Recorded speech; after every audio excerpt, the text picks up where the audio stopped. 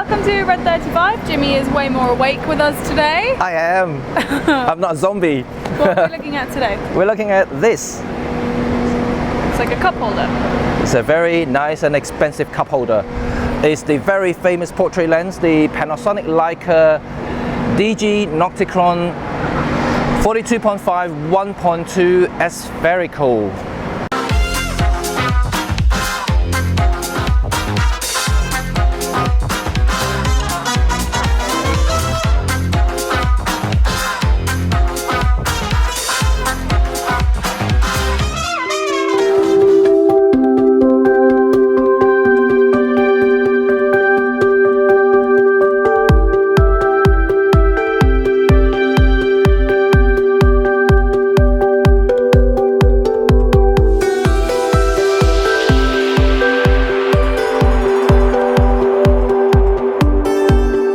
As you know that Charli's usually very busy, so as soon as she says she's free, we decided to change our plans for her. Aww, you guys. Yeah, and looking at something rather special, and this is a special portrait lens, so I think, you know, we may be able to produce some beautiful images with our stunning Charli today.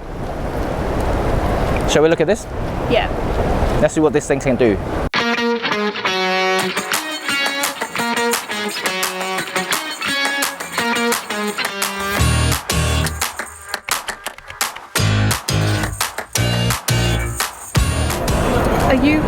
It's not a cat.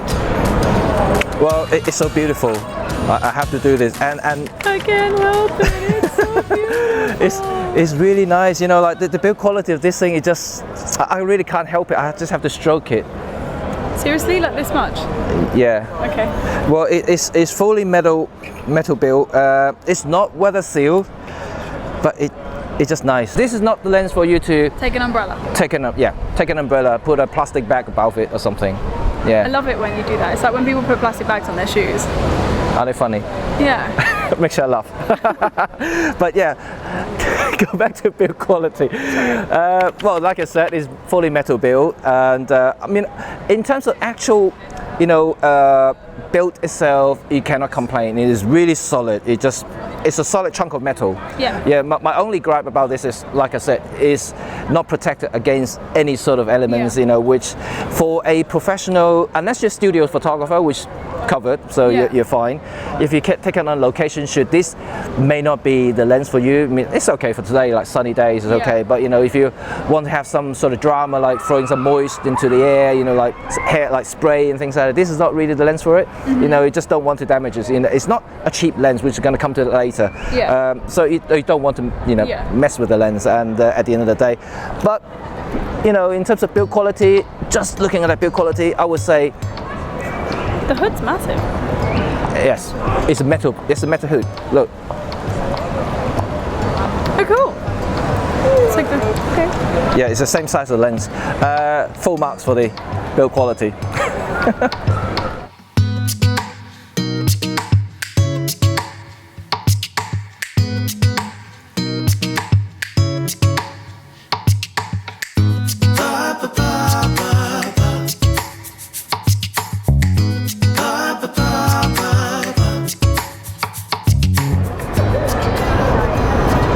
I'm still stroking the lens. It's beautiful. It's been a while. I'm concerned. It's beautiful. On the face? Okay, on the face. It's a beautiful lens that produces beautiful image quality. That's what I'm going to talk about. Mm-hmm. Yeah, it is very nice. But, I have to say but, you know, and it's a very sharp lens. Yeah. So that may or may not work for some type of photo shoots. For instance, if you're looking at bridal shoots or like general portrait shoots, for ladies in particular, you know, these things would get every single detail out. I remember you saying that with the Olympus actually. Yeah. You said the Olympus was like a bit softer. Exactly. So if you haven't checked out our previous review for the 45mm 1.2 Pro, click the link up there and you can check that out as well. And we have done a comparison between this lens and that lens. There's also another video link up there as well. But yes, let's concentrate on this. Yeah. So yeah, remember what we said about, you know, when it's an ultra sharp lens, it could work reversely, simply because, you know, you get every single detail out. You know, like yes, you know, more detail sometimes is good, but then that means you have to, for commercial type of shot, you know, you have to do more work, you know, trying to even out the skin tones and, you know, any blemishes and things like that. It's more work for editing, and also it comes with quite clinical to me, you know, it's just like very definitive, you know, like when you look at eyelashes and things. For detail stuff, like let's say if I'm photographing like a makeup campaign, like eyelash, you know, like mascara and things like that, you know, this is good, you know, because you can get the detail out. But if you're looking at just a portrait, you're looking at a lady trying to photograph, you know, her character out, you may actually want something that is slightly more soft, not in an unsharp way, but slightly softer, you know, kind of like give you that more natural to eye look, you know, that sort of thing. So this lens is definitely sharp if you're looking for detail. But having said that though, you know, like although this lens is labeled or marketed for portraits, you can actually use for anything else. You know, just being labeled as a portrait lens doesn't mean that you have to use just for portrait. Well, we just kind of did that, didn't we? Like they weren't like really close up on my face or anything. So. Exactly. So you can do. Or yours. Oh, mine. Pretty good. You can see all my stubbles. So.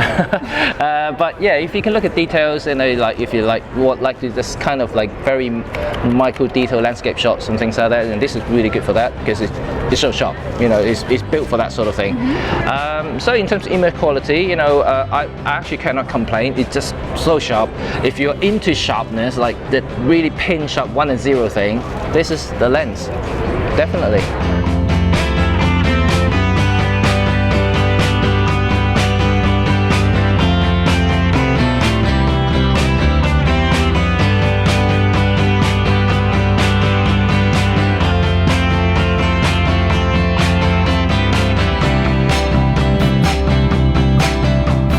So now we're looking at the handling of this thing, and earlier you were the photographer and I was the model, so we swapped role. Yeah, you did very well. I'm impressed. Thank you. I know I can be beautiful sometimes. Yeah, well, especially with this lens. Yeah, well, this thing can make anything beautiful. Or even for beautiful, even more stunning. Yeah, but earlier you used the lens, you know, like with this camera. What do you think of it? You know, like in terms of handling, when you're holding it, shooting it, what do you think? Yeah, I mean, I thought it was fine. The only thing I did notice is sometimes when I was taking your photo, it was dipping, and I was wondering like why. I mean, I've got weak wrists anyway, so it's probably my fault. But I wonder if it's because it's so big. Well, no, it's actually for me as well. This, especially for this body. This is the Pen F, by the way. Okay. And so it's relatively small and light body, and this lens is. Yeah, heavy, bigger, right? Exactly. My other body was the M1 Mark II, which is more suitable for this type of lenses, which is actually heavier at the front. So when you put it on this body, it's definitely like more front heavy. So like when you hold it, it's kind of like keep on dipping down, isn't it? That's how you felt, you know, when you're shooting it. That's exactly how I feel as well. So I have to actually use 2 hands to actually try and stabilize it. Yeah, I mean, I think I turned it to portrait mode because I was like, it's annoying me. Keep missing the top of your head. Yeah. So in terms of handling, I think it's definitely not very suitable for smaller and lighter body, especially you know that Micro Four Thirds is quite small in general. So you know, unless you're using bigger bodies like the M1 Mark II body or the G9 or the GH5, it's very difficult to balance. You know, and for more normal bodies like this, you know, you have to be quite careful. You know, like you say, you know, like you could quite easily just keep on rolling down naturally just because of the weight at the front.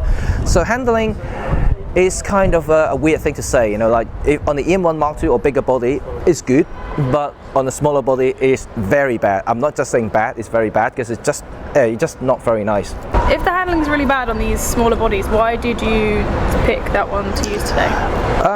Well, yeah, that's a good point. I mean, I want to highlight the fact that, you know, this lens is not suitable for smaller body. You know, even as capable as the Pen F or any other Micro Four Thirds cameras, it just, you know, in terms of handling, you know, is not quite right for, you know, especially if you're a lady or just smaller photographer, got smaller hand, and this is not, you know, quite the body for it, and you might have to add additional grip to it just to help in terms of handling because it's just so heavy.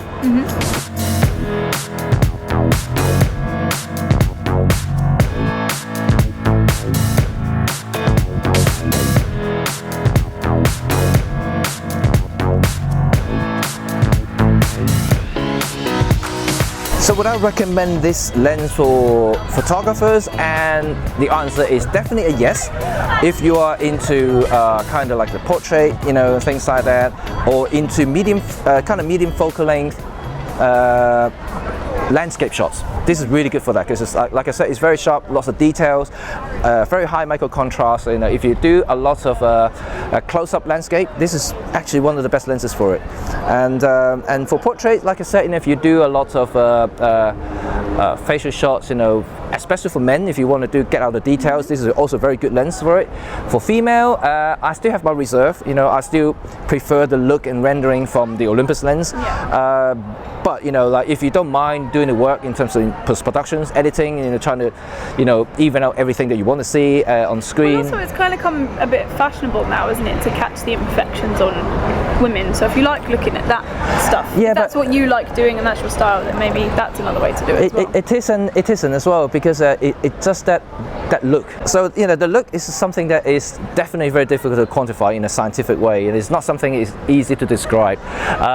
But even for imperfection, the Olympus lens can pick that up as well, but it will render it in a way that is very natural to the eye, not very, I use the word clinical a lot now, because a lot of the modern lenses, they are designed that way, because modern photographer, younger photographer who grew up with digital photography, they're getting used to that sort of sharpness.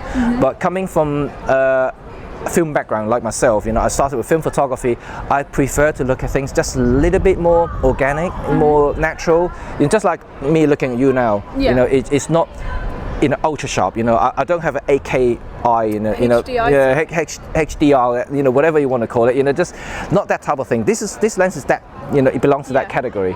So if you're into that look, yes, no problem. You know, I would highly recommend this lens. And if you already own this lens, yeah, you already know how good this lens is. If you don't, and considering buying a portrait lens for Micro Four Third, this is one option. Of course, the other one would be the Olympus for the same aperture size. So you know, you just have to wait it out, and remember to check out our comparison video so you can see which look you prefer. Then you can decide for yourself.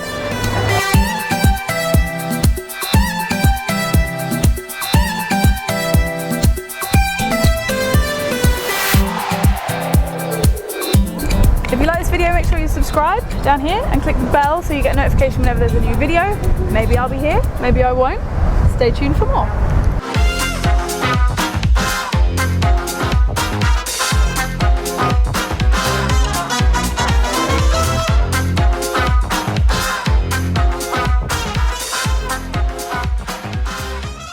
Yes, I'm recording. Actually, double check. Double check. I think Otherwise I just can't hear it. It is actually recording now. Yay. Yeah. It's a nice cup of soup. Oh. It's it's a nice lens. Do it again.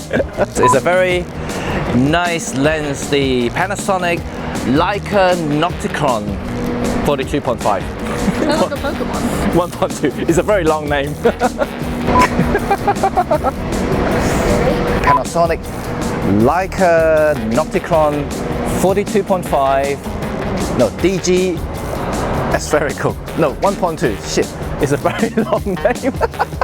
I keep messing that up. Okay, one more time. Go on, one more time.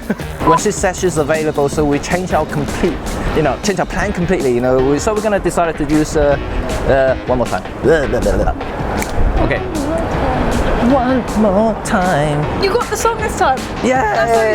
Was it? Yep. Oh, cool. Well, as you know that Charli is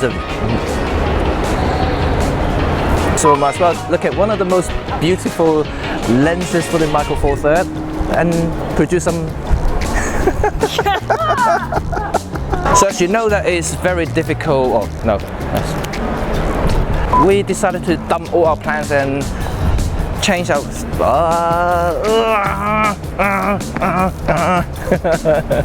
Okay. No, keep looking at that knob. Sorry.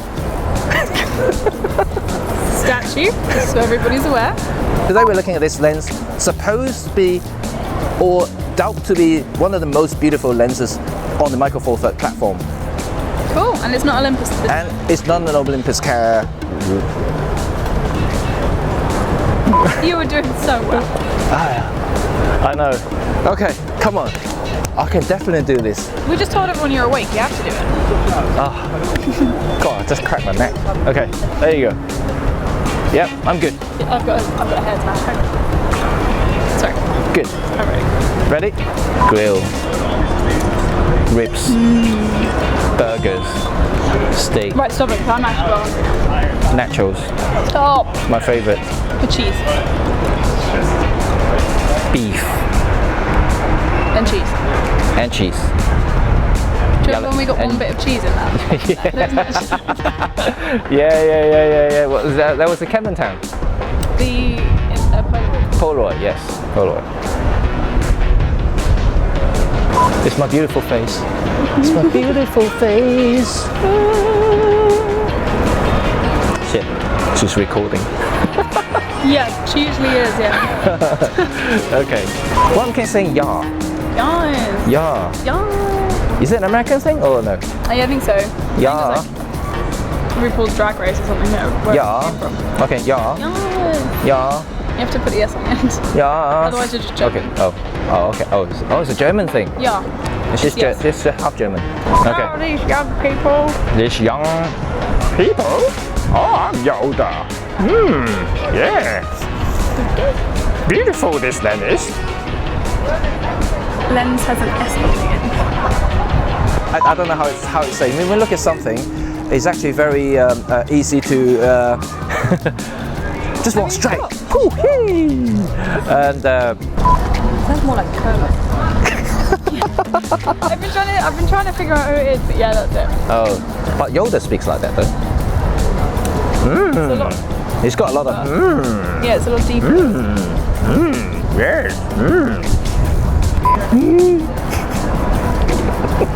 We have the giggles, ladies and gentlemen. If you like the video, stop. Do I need to? Yes, you did. Okay. I'm holding my breath.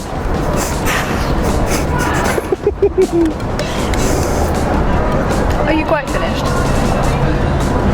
You're not at all. Good, I'm good. You're not. Look at your face.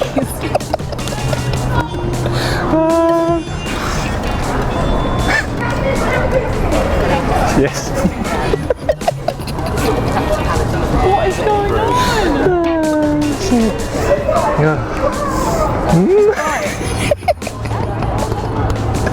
Oh God, slap me. Yeah. You want to do it or I do it? Do you need me to do it? You go ahead, you do it. Okay. Or I'll try to hold it. Put your hand down.